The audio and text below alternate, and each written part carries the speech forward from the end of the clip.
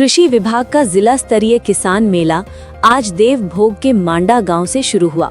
इस अवसर पर क्षेत्रीय विधायक जनकराम ध्रुव सहित जनपद अध्यक्ष पद्मलया निधि, उपाध्यक्ष सुधीर अग्रवाल, नगर पंचायत अध्यक्ष राजेश तिवारी, असलम मेमन, मंडल अध्यक्ष भगवानो बेहरा, जगमोहन पटेल के अलावा दर्जनों जनप्रतिनिधि शामिल हुए। जहां भाजपा नेता सरकार की योजनाओं को गिनाकर तारीफ के पुल बांधे, तो वहीं क्षेत्रीय विधायक ने एग्रीटेक नहीं हो पाने से समर्थन मूल्य पर धान बेचने से वंचित किसानों का हवाला देते हुए किसान मेला को ठगने वाला काम बताया और फैल बताया। मांडा गांव के जिला स्तरीय किसान मेला में कृषि, मत्स्य, उद्यानिकी और पशुपालन विभाग ने सरकारी योजनाओं को साझा किया, तो वहीं उद्यानिकी विभाग के पाम ऑयल योजना के लाभान्वित करचिया के किसान चंद्रशेखर नागेश और गिरसूल के चंदन अग्रवाल को मंच पर बुलाकर लाभ को साझा करवाया। 5 एकड़ भूमि में पाम ऑयल के पेड़ लगाने वाले किसान चंद्रशेखर ने बताया, उसे इस योजना से सब्सिडी का लाभ मिला है। जिला स्तरीय किसान मेला में क्षेत्र भर से 300 से अधिक किसान शामिल हुए थे। जी बताएंगे योजना का किस तरह से लाभ मिला और किस योजना के अंतर्गत आपको लाभ मिला है? मुझे पाम ऑयल की खेती के लिए विभाग द्वारा पौधा उपलब्ध कराया गया है। 2 हेक्टेयर में लगाया हूँ मैं, और मुझे बोर के लिए और ड्रिप में सब्सिडी मिला और फेंसिंग के लिए भी सब्सिडी मिला है। तो कहाँ के किसान हैं आप? मैं ग्राम करचिया का हूँ, मेरा नाम चंद्रशेखर नायक है। और जैसे मैं अपना बता रहा हूँ यहाँ, तो जब मैं वेजिटेबल की खेती चालू किया था 93 में, उसी समय वैसे आज जो किसान बोल रहे हैं कि हमको सहयोग नहीं मिला बोल के, उस समय भी वैसी हालत था। तो हम लोग खेत बेच के संसाधन जुटाए थे, खेती बेच के चालू किए थे, सब्जी बाड़ी खेती। और बाद में हम लोग करने के बाद जिससे सहयोग मिला, तो उसी के सहयोग है, जो उद्यानिकी विभाग का और कृषि विभाग का ही सहयोग है। आज हमारे माने स्थिति भी अच्छा सुधार हुआ, और हमारे बच्चे लोग भी दूसरा सेक्टर में पढ़ाने के लिए बोले भी तो नहीं बोले, आज एग्रीकल्चर को चुने। एक जने वेजिटेबल साइंस में पीएचडी कर रहा है, बालकृष्ण नायक, और भतीजी फ्लोरिकल्चर OE2 भुवनेश्वर में, वो फ्लोरिकल्चर में JRF कर रही है। और एक गुड़िया हमारे राजनांदगांव एग्रीकल्चर कॉलेज में, वो भी फर्स्ट ईयर में, BSc फर्स्ट ईयर में। और एक गुड़िया अपना जगदलपुर शहीद गुंडादुर हॉर्टिकल्चर कॉलेज में, वो भी BSc फर्स्ट ईयर में अभी कॉलेज कर रही है। सरकार से सब्सिडी का कितना फायदा मिलता है?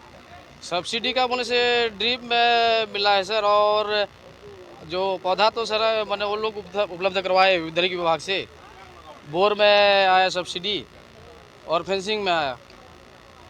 कार्यक्रम को लेकर ये पहला कार्यक्रम है और कैसा रहा? जी, जैसे कि मैंने पूर्व में बताया कि राष्ट्रीय तिलहन मिशन ये भारत सरकार की नवीन योजना है।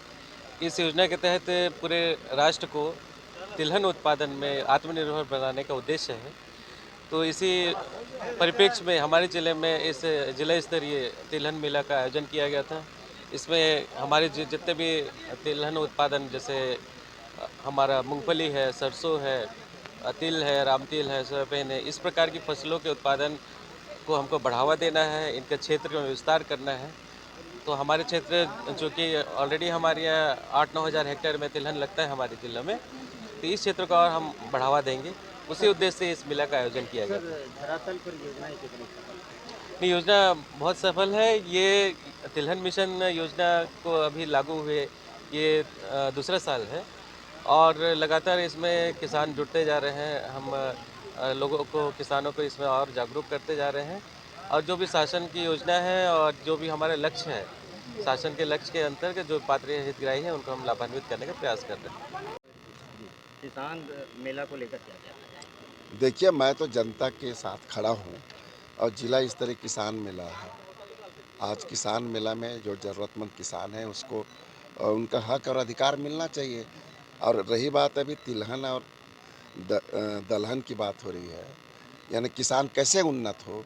एक फसली धान का रबी फसल जो लगाते हैं, रबी फसल खरीफ के बाद, तो खरीफ फसल के बाद दलहन और तिलहन की खेती होनी चाहिए। ये जागरूकता अभियान है। मैं फिर से आपके चैनल के माध्यम से सरकार से प्रश्न करना चाहूँगी कि कृषि विभाग में बजट हो रहा है कि नहीं हो रहा है। अब बजट हो रहा है तो कितना बजट हो रहा है, किसान तक इम्प्लीमेंट हो रहा है कि नहीं है। दिखावा का हमको किसान मेला करके आयोजन करने से कोई मतलब नहीं। किसान को ठगने वाला काम है।